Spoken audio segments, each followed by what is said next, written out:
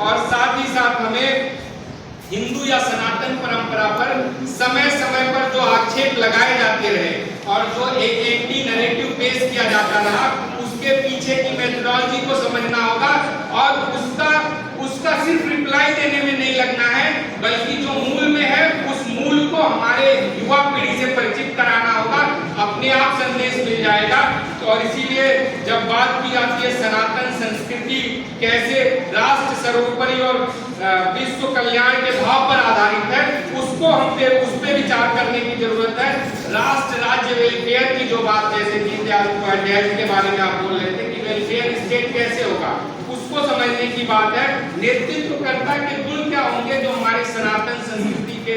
शास्त्रों में वर्णन है। और हमारे यहाँ तो कहा गया कि कोई भी बात यहाँ मंच पे आकर कहने से पहले उसको अपने जीवन में उतारना है, और यही सनातन संस्कृति है। और यहाँ भी मैं अंदर आया, जिस रूप में आतिथ्य स्वागत हुआ और जो सारी चीजें देखी, उसमें सनातन की पूरी झलक दिखाई देती है। और अभी इससे पहले सर ने बहुत सारी बातें की, लेकिन ये जो बॉटल यहाँ रखी हुई है, हम सब लोग इसका प्रयोग कर रहे हैं। और हम जब इस मंच से ये बातें करते हैं कि हम पर्यावरण संरक्षण को लेकर सनातन क्या कहता है, तो हमें उससे पहले ये संकल्प भी लेना है कि ये व्यवस्था को हमें उसकी अल्टरनेट जो सनातन की व्यवस्था है उसको अपने जीवन में उतारना है। नहीं तो हम पीछे बैठे जो छात्र हैं हमारी सारी बातें सुनेंगे, तालियां बजाएंगे, लेकिन आखिर में यही होगा, फिर भी वो जीवन में जो ये मैकेनाइज्ड सिस्टम है उसी मैकेनाइज्ड सिस्टम की भेंट चढ़ जाएंगे और उनमें वो शक्ति नहीं होगी कि उस मैकेनाइज्ड सिस्टम से बाहर आकर जो मूल में है उसके अनुसार जीवन की दशा और दिशा निर्धारित कर पाए। तो हमें लगता है उसको समझने की जरूरत है। श्रुति और स्मृति दोनों जो हमारे प्रमुख आधार स्तंभ हैं, जैसे कहा गया कि वेदो अखिलो धर्म मूलम, उसमें मनु ने भी श्रुति के सभी धर्मों का जो ज्ञान किया। अब और उसे जो बात की है, धर्म का मतलब यही है, सनातन का मतलब यही है कि जो देश और काल से परे है, जो टाइम और स्पेस की बाउंड्री से परे है, इसलिए वो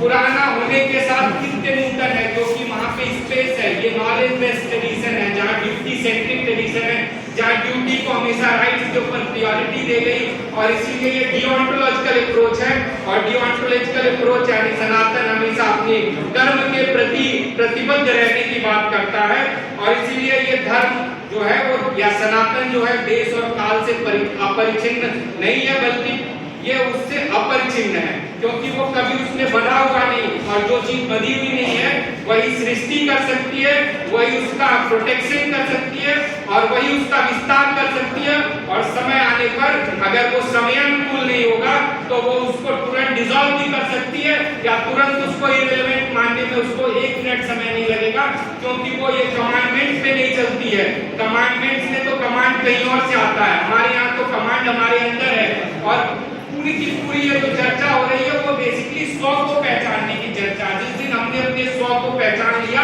उस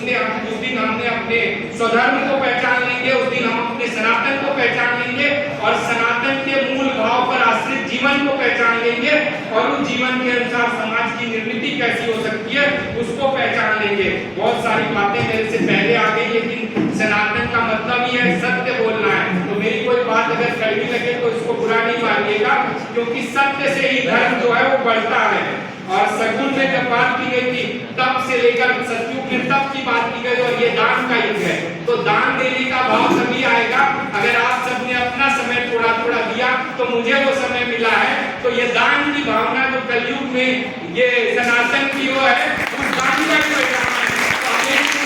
और जो धर्म के 10 लक्षण बताए गए हैं, मैं कहता हूँ उसको पहले जी कर देखिए, और फिर जाके आप बिना बात किए अगर यहाँ बैठे रहेंगे, मुझे बोलने का अवसर नहीं मिलता, तब भी मैं मानता हूँ कि अगर मेरे अंदर धैर्य है, अगर मेरे अंदर सहनशीलता है, अगर मेरे होता है गुस्सा आता है, क्योंकि अभी हम साधना की उस पराकाष्ठा तक नहीं पहुंचे हैं, हम वो ऋषि नहीं बने हैं, लेकिन फिर भी अगर हमारे अंदर धैर्य, सहनशीलता और हमारे मन, चित्त और अहंकार तीनों में, अंतःकरणों में जिस दिन संयम हो जाएगा, हम चोरी करने के भाव से बाहर आ जाएंगे। तन, मन और वचन की जो पवित्रता है उसका ध्यान रखेंगे, इंद्रियों पर संयम रखेंगे, हमारे अंदर विचारशीलता होगी, विद्या होगी, सत्य होगा और अक्रोध होगा। तो हमारी सबसे बड़ी जिम्मेदारी है कि हमारे अंदर क्रोध नहीं आना चाहिए। एक बार आप इन 10 गुणों को अपने ऊपर अप्लाई करिए, जीना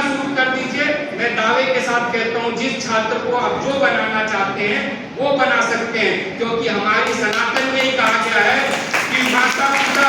उपाध्याय और आचार्य 4 तरह के गुरु बताए गए। तो माता पिता का क्या रोल है, और हम उपाध्याय की भूमिका से निकल के जब आचार्य की भूमिका में पहुंचेंगे, तभी जाकर जिस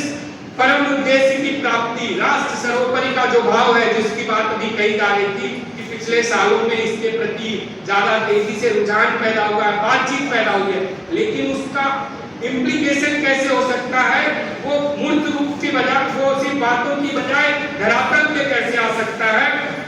उसको समझने की जरूरत है। मैं रिलीजन की व्याख्या में नहीं जाऊंगा, क्योंकि तत्रेय उपनिषद में भी कहा गया सत्यम वद धर्मम चर, यहाँ पे ही कहा गया यह क्रियावान स पंडित, जो क्रियावान है वही पंडित है। सनातन अपने आप में डायनामिक प्रोसेस है, ये फिक्स्ड प्रोसेस नहीं है, तो ये अपने आप में पांडित्य का प्रोसेस है, और जो सनातन को मानता है वो सब पंडित है। मैं इस रूप से भी इसको लेता हूँ